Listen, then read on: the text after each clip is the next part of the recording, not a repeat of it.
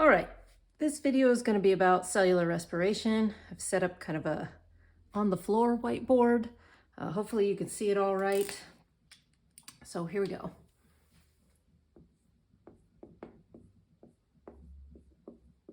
Cellular respiration.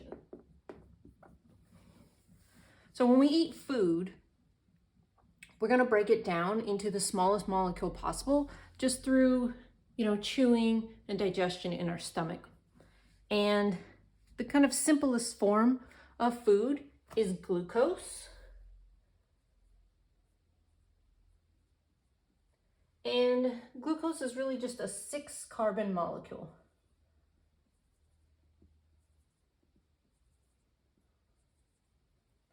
And so let's say you ate a piece of bread, right? The bread is carbohydrates. The carbohydrates are made up of little glucose monomers attached to each other. And so your body's going to break those down into one individual glucose molecule. So each of these circles represents a carbon. And that's where the energy is going to be contained. So the point of cellular respiration is to take the food that we eat and turn it into usable energy. So glucose is just going to count as our food. Any food would work. It wouldn't matter if it was a protein, a fat, whatever, right? So our first stage of cellular respiration is called glycolysis.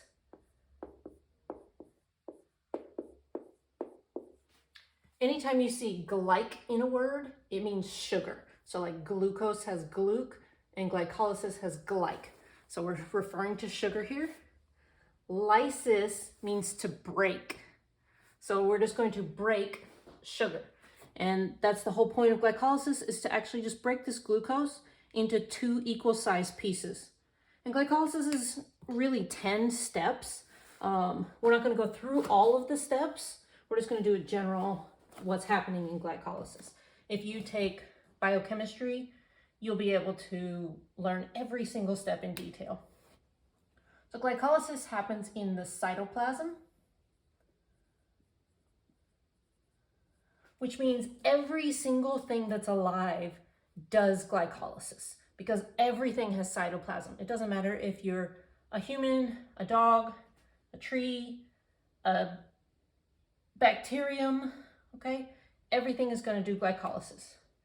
So through the process of glycolysis, we are going to take this 6-carbon molecule, and in the end, after 10 steps, break it into 2 molecules that are 3 carbons each, and their names are pyruvate. So we have 2 molecules of pyruvate here, okay? In this process, we're going to make a tiny bit of ATP. So ATP is actually the energy of the cell. This is what allows you to move around and do the things you love, okay? And we're only going to make 2 total ATP out of this process. Now, glycolysis is an investment. You actually have to pay 2 ATP to even start it at all, and you get 4 out of it. So really it's a result of 2, because you paid 2 and you got 4. So you pay yourself back, and then you have 2 profit. In the process, while we were breaking this in half, we actually pulled some electrons off of it, okay? And we're gonna have these little carriers in cellular respiration. Their names are NAD+, but when they have an electron with them, their name is gonna be NADH, okay? So we don't need that little line. NADH. And they're basically like an Uber. They're just gonna carry electrons. So this little E with the negatives is an electron. They're gonna carry them to a future part of cellular respiration, right? So we'll save them for later. So all we needed to see was that we made 2 ATP here, and we made 2 molecules of pyruvate. Now, before we can continue through cellular respiration, we have 2 questions to ask ourselves. The first question is oxygen present? Okay. Do we have oxygen? The second is, do we have mitochondria? Mitochondria are the organelles that are going to do cellular respiration. And so if your answer is no, then you have to stay in the cytoplasm and do fermentation, which we'll talk about later.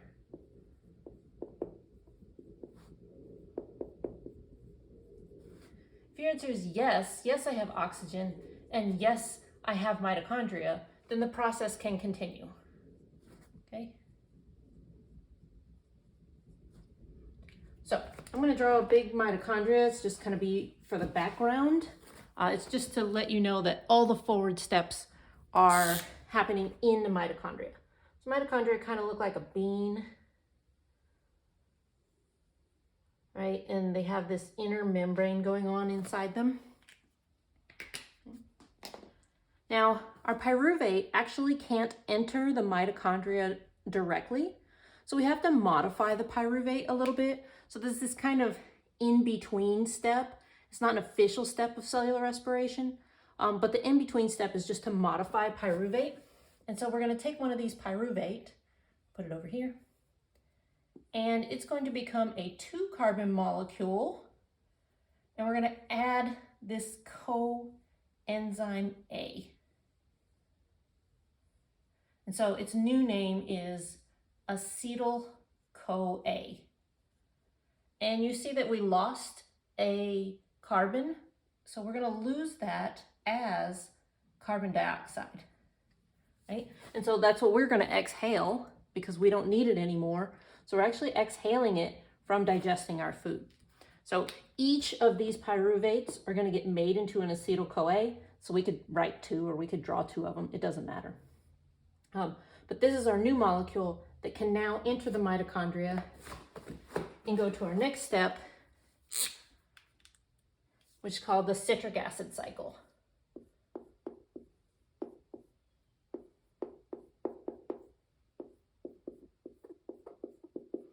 And so the citric acid cycle is actually a series of 8 steps.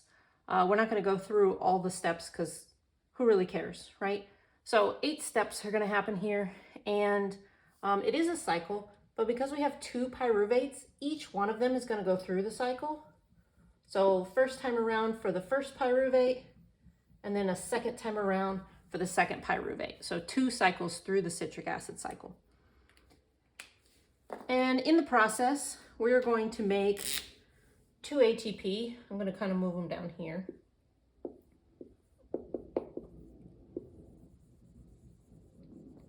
And 2 is really not a lot, all right? You can't do anything with it. I mean, it costs 2 to do glycolysis, which is just barely enough to keep you alive. So it wouldn't be all of that valuable, okay?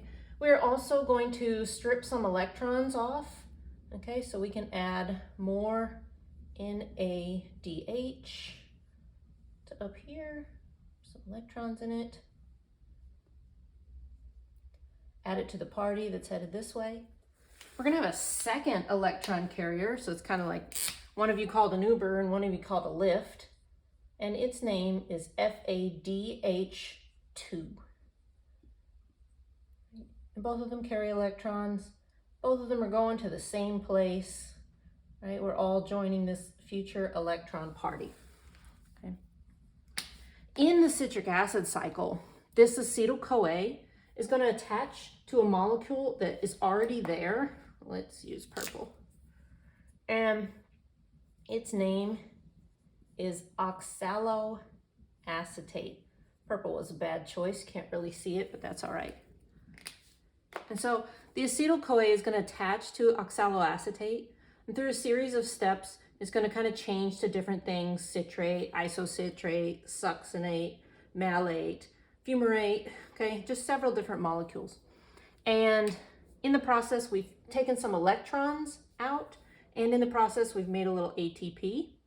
And remember, our energy was being carried in our carbons here from our glucose. And actually, during the citric acid cycle, we're going to lose all of the carbon dioxides that we have left. Markers are kind of inky. And so now we've breathed out everything that we ate. And we don't have any physical molecules to represent this energy that we ate, right? We made a little ATP, but that's not as much carbon as we had. So we've actually transferred the energy from the carbons into electron energy. So the electrons are carrying all of the energy right now, right? And so what was food became air, and in the process, we took electrons from that food so that we had somewhere to carry our energy, right? So now our electrons are going to come to this kind of final stage. Its overall name is oxidative phosphorylation. That's a mouthful. It's not gonna fit. Oh no, I made it. Whew. So these first two over here, let's pick another color. We'll use pink, sure. These first two where we made only 2 ATP, those are what's called substrate level phosphorylation.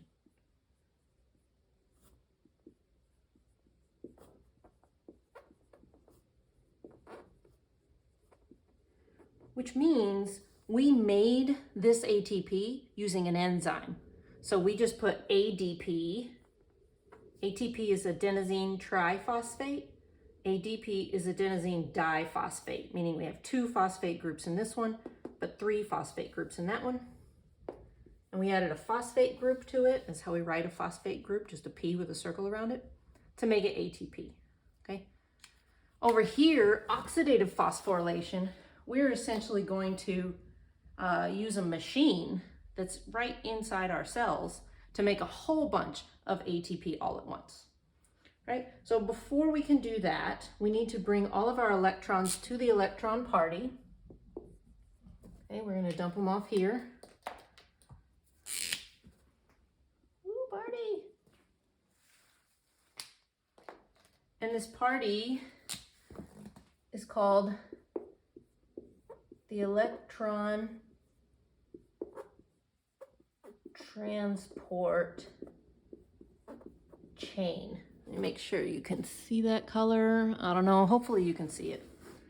And so over here in the citric acid cycle, we were using this kind of cytoplasm-like area of the mitochondria. It's known as the matrix. Okay, so citric acid cycle happens in the matrix. This electron transport chain is going to happen along this inner membrane. The inner membrane's name is Christie. It looks like Christe, and some people say Christe, but it's actually pronounced Christie because in science, AE makes the E sound. Okay, so Christie. And along this membrane are several proteins.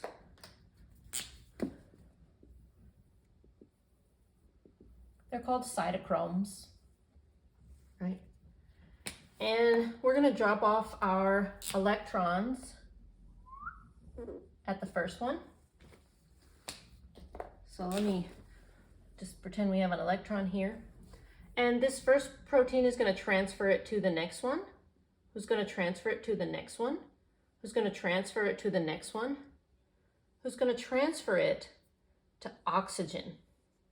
So remember, we had to ask ourselves, is there any oxygen present? And this is why we needed to know it, because we needed to have oxygen to catch those electrons. And so this energy that we're carrying through our electrons is going to eventually go to oxygen, which is kind of crazy because it's not our end result. And so during the process of transferring these electrons down this electron transport chain, there's actually a whole bunch of hydrogens on one side of the membrane. And we really got them from water. So if you just put oxygens and hydrogens together, it's water. So we can just break them apart and use the gas and these protons. And so when we transfer the electron, hydrogens are actually going to get shuttled across the membrane through active transport. So it's just a pump that's pumping them across to build a whole bunch of them up. So they're moving against their concentration gradient, right? That's how active transport works. We need a lot of them. Lots and lots over here, right? This is the money that you've been saving up. You just keep putting money in it. So we have one last step. And, well, I wish I had another green, but that's all right. We'll use this kind of blue. All right, the last step is called chemiosmosis. And this is kind of cool step. So here we have this pump. It's got a little motor attached. Kind of looks like this, etc. Okay.